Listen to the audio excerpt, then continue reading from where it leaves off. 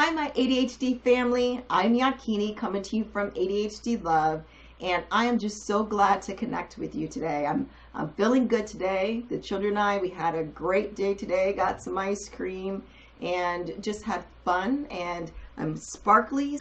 It's just been a fulfilling day today. So I'm coming to you because I want to share with you some 5 tips, my top 5 tips on how to take a moment when you're not feeling so good and when you are so stressful. We are in a very stressful time right now. And if you are looking at this in the future, you will remember us being in the pandemic and really dealing with the hard things that were going on at that time. And so it is just a very stressful time right now. I mean, you have somebody like me who is a single mom that works full time at home and that had to homeschool their children for, about 10 weeks. And now I am in camp season, and so far I've only had 3 weeks of camp during the whole summer, which means that they're going to be home the rest of the time. There are not many activities right now. So, long story short, it is a very, very stressful time, and I am not the only one that's going through this. So, I want to get to these 5 top tips because I think that if you're able to implement any of these, it will be very helpful to you. Okay. First one is that depending on your comfortable state today, again, these are also tips that you can use in the future. But depending on your comfortable state today, my recommendation is that try to find a sitter, even if it's just for a couple hours a week. Just getting away, taking a moment is going to be a big difference. And obviously, finding a sitter is not the easiest thing, especially when you have children that have ADHD. I've gone through many sitters, and to tell you the truth, it has been the hardest thing to do. But I have finally found 2 great sitters that understand my child, understand my children's dynamics, and are just wonderful with them. And so it has been a great relief for me. So now during this pandemic time, I'm not using them, but I have used them before. And as soon as things settle down, I will use them after. Again, it just really depends on how comfortable everybody is. If you have the opportunity to use a sitter, a couple hours, like I said, a week makes a huge difference. And if you don't have a sitter, but you have a family member, then that is another option too. Seeing if a family member could take them for a short period of time. Tip number 2, go take a walk. And my children are old enough where I can just walk around the block and take a moment. And again, that is just so important, even for that short amount of time. It just allows me to take a breath. And I'm telling you, it doesn't matter if it's 80 degrees or 30 degrees outside, I will pile up and I will go take a walk around the block. And I didn't actually used to walk in the cold, but there was a contest that we had at my previous job, and I'm telling you, ever since then, the cold doesn't bother me. Just being able to get out, stretch my legs, clear my mind has been a huge difference, and I think it's even more important now. So if you're able to take a walk and get out just for a little bit, definitely take that advantage. So the next thing is that bedtime. So if you are able to put your kids to bed at the same time every day, which I do, I put my kids go to bed the same time every day. I go to bed not so far after they do. So about 30 to 45 minutes, I go to bed after they go to bed.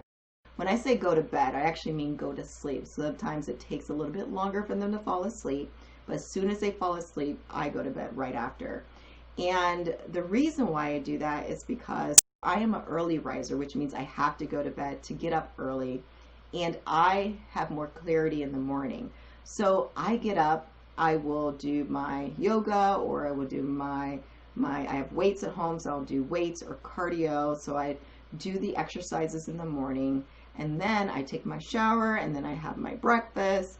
And then I will, if it's a work day, I will actually do some of my emails and get that over with. So, and it's actually funny because my coworkers always laugh at me because I'm one of the earliest ones online, just trying to get work done. But it just helps me. It helps me get ready for my day. But it not only helps me get ready for my work day, I already have some things out of the way when I need to get my children up.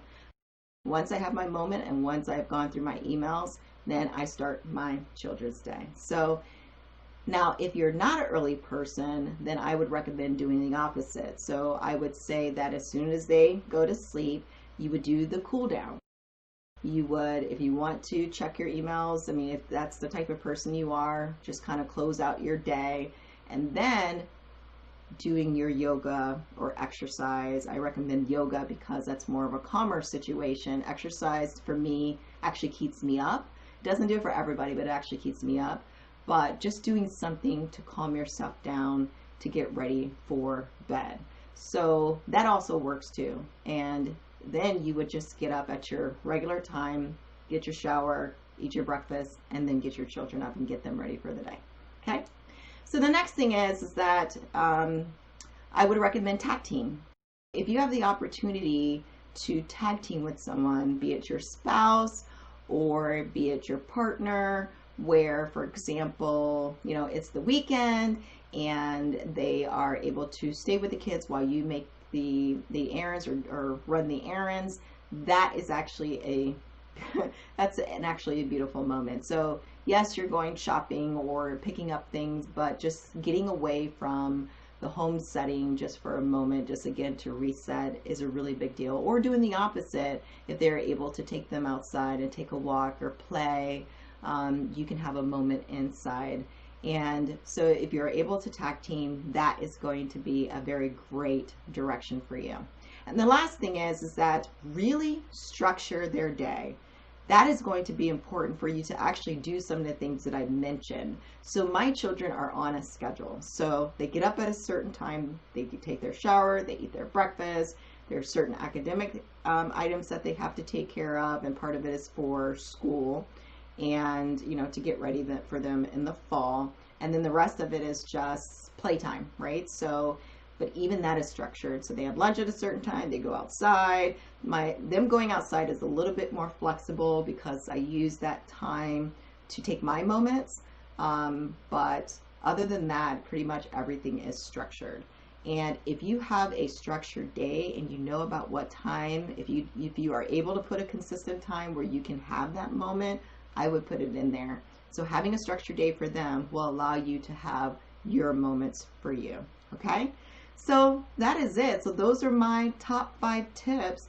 If you have any other suggestions or thoughts, definitely put them in the comments below. I definitely want to hear from you. And, you know, as I think of any more, I will be willing to share with you. So that is it. So please like and subscribe and for my channel, and then also hit that bell so you know what's coming up. And I definitely look forward to connecting with you more and sharing things as we go. All right. Have a wonderful and blessed day. And I look forward to talking with you soon. Bye.